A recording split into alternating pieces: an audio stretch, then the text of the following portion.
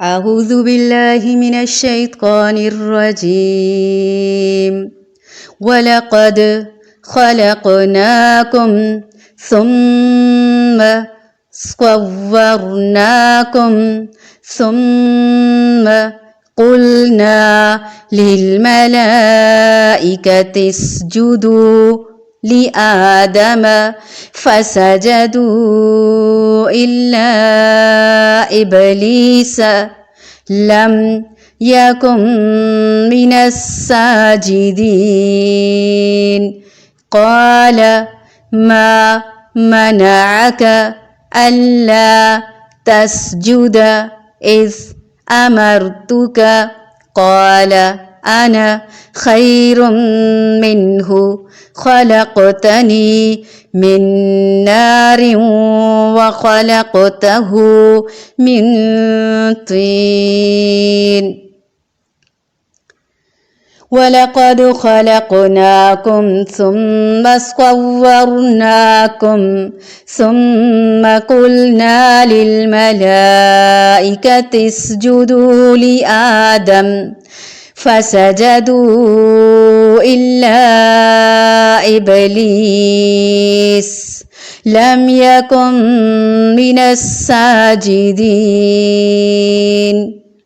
قال ما منعك ألا تسجد إذ أمرتك قال أنا خير منه خلقتني من نار وخلقته من طين وَلَقَدْ اور البتہ تحقیق خلقناکم پیدا کیا ہم نے تمہیں ثم پھر صورناکم صورت بنائی ہم نے تمہاری ثم پھر قلنا کہا ہم نے للملائکہ فرشتوں کو اسجدو سجدہ کرو لآدم آدم علیہ السلام کو فسجدو تو انہوں نے سجدہ کیا الا سوائے ابلیسا ابلیس کے لم نہ یکن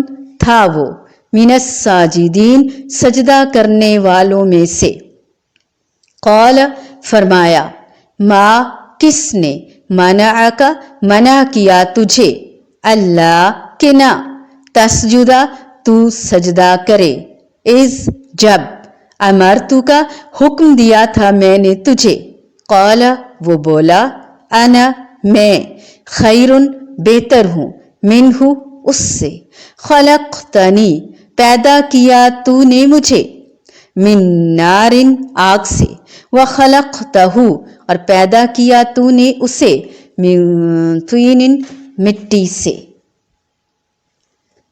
اور ہم نے تم کو پیدا کیا پھر ہم ہی نے تمہاری صورت بنائی پھر ہم نے فرشتوں سے کہا کہ آدم کو سجدہ کرو سو سب نے سجدہ کیا سوائے ابلیس کے وہ سجدہ کرنے والوں میں شامل نہ ہوا حق تعالی نے فرمایا تو جو سجدہ نہیں کرتا تو تجھ کو اگر تو سجدہ نہیں کرتا تو تجھ کو اس سے کون امر مانے ہے کس وجہ سے تم سجدہ نہیں کرتے جبکہ میں تجھ کو حکم دے چکا کہنے لگا میں اس سے بہتر ہوں آپ نے مجھ کو آگ سے پیدا کیا ہے اور اس کو آپ نے خاک سے پیدا کیا ہے مٹی سے پیدا کیا ہے حضرت آدم علیہ السلام اور شیطان کا پورا واقعہ جو ہم پہلے بھی پڑھ چکے ہیں لیکن مزید کچھ آیات میں یہ پورا واقعہ پھر بتایا جا رہا ہے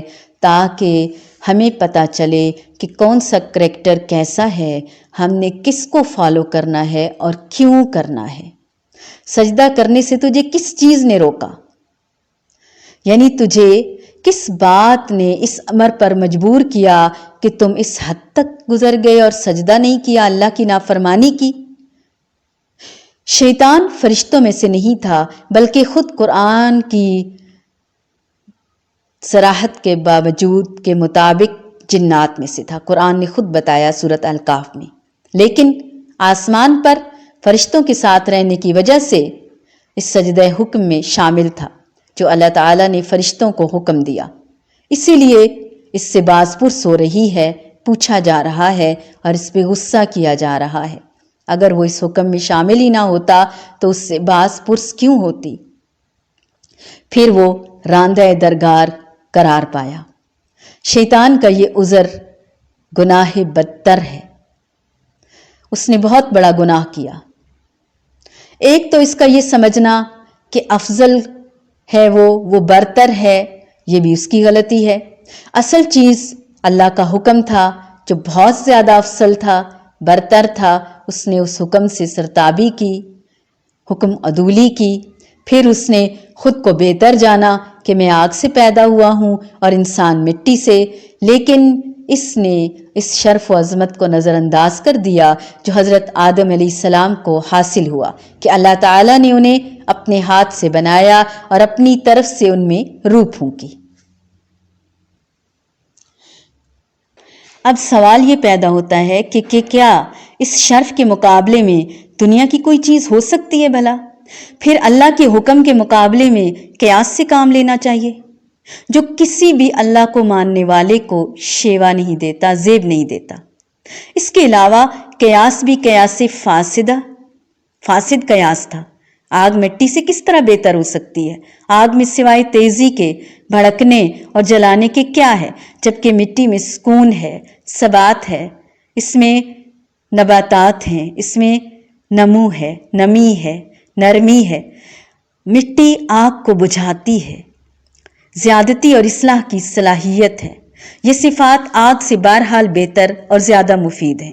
اس آیت سے یہ معلوم ہوا کہ شیطان کی تخلیق آگ سے ہوئی، جیسا کہ حدیث میں بھی آتا ہے، فرشتے نور سے، ابلیس آگ کی لپٹ سے اور آدم علیہ السلام مٹی سے پیدا ہوئے۔ حضرت انس رضی اللہ تعالیٰ عنہ فرماتے ہیں کہ رسول اللہ صلی اللہ علیہ وآلہ وسلم نے فرمایا، جب اللہ تعالیٰ آدم علیہ السلام کی تصویر یعنی ڈھانچہ تیار کر لیا تو اسے یوں ہی پڑا ہوا چھوڑ دیا۔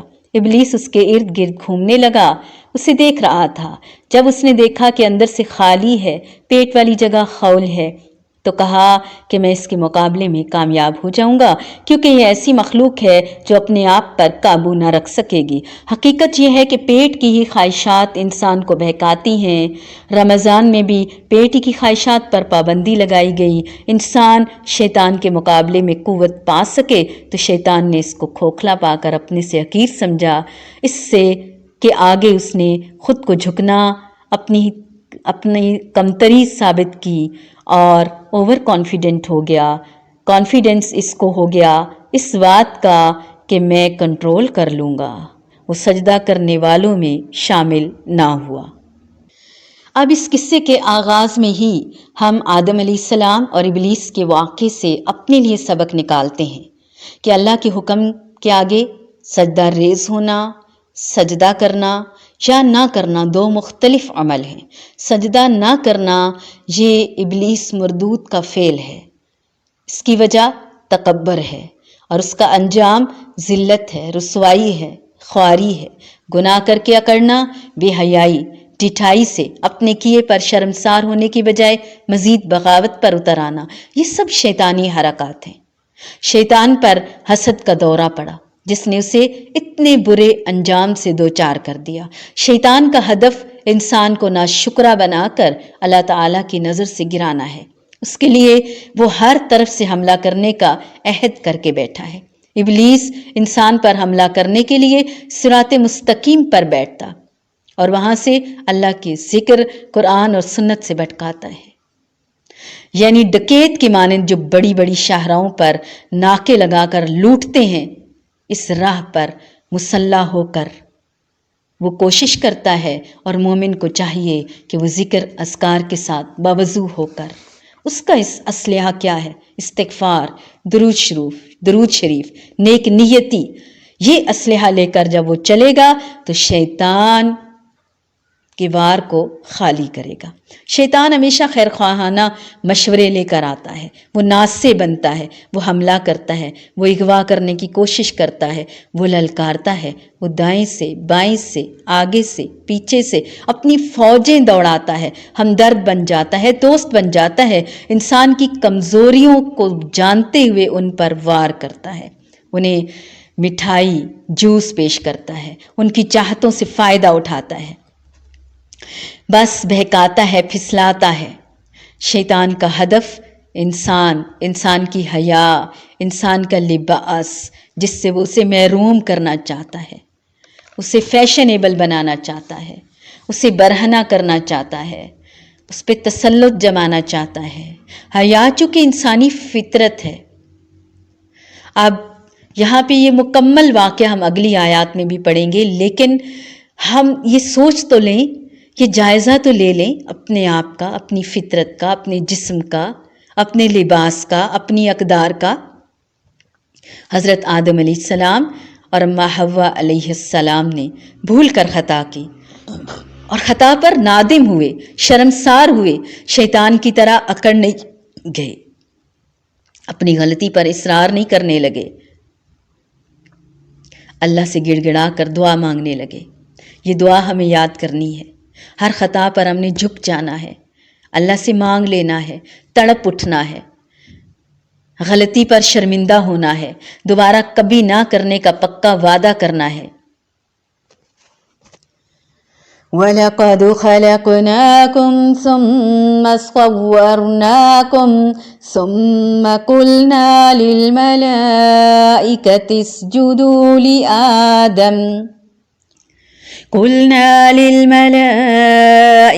اسْجُدُوا لِآدَمَ فَسَجَدُوا إِلَّا إِبْلِيسَ لَمْ يَكُنْ مِنَ السَّاجِدِينَ قَالَ مَا مَنَعَكَ أَلَّا تَسْجُدَ إِذْ أَمَرْتُكَ قَالَ أَنَا خَيْرٌ مِّنْهُ خَلَقْتَنِي مِن نَّارٍ وَخَلَقْتَهُ مِن طِينٍ خَلَقْتَنِي مِن نَّارٍ وَخَلَقْتَهُ مِن طِينٍ۔ یہی بات مار جاتی ہے ہمیں، میں اچھی ہوں، میں بہتر ہوں۔ اللہ تعالی ہمیں غرور اور تکبر سے بچائے، انا پرستی سے بچائے۔ اللہ تعالی ہمیں اللہ کے احکامات کو آسن طریقے سے انجام دینے کی توفیق عطا فرمائے۔ اللہ تعالی ہمیں حضرت آدم علیہ السلام کے نقش قدم پر چلائے، ان کی سنت کو زندہ کروائے، توبہ کی توفیق دے۔ اپنی غلطی نظر آئے، دوسروں کی نہیں۔ دوسروں کی غلطیوں پہ نظر رکھنا ہمارا کام نہیں ہے۔ اللہ ہمیں شیطان مردود کی چالوں اور جالوں سے محفوظ رکھے، آمین۔